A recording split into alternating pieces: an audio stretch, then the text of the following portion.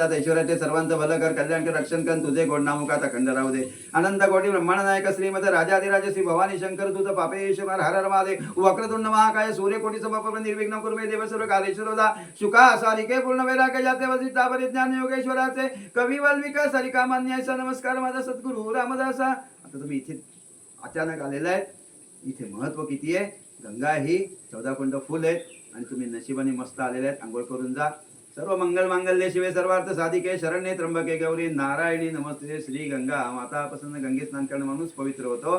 स्वर्गातल्या गंगेला मंदाकिनी म्हणतात, पृथ्वी गंगेला भागीरथी, पाताळाला भोगावती म्हणतात. गंगा ही पवित्र आहे. खाली तिकडे गेलात की तुम्हाला गरम कुंडाचं पाणी लागेल.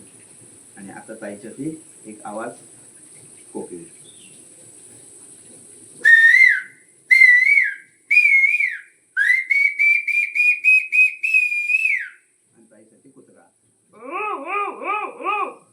एवढं सर्वांची रजा घेतो.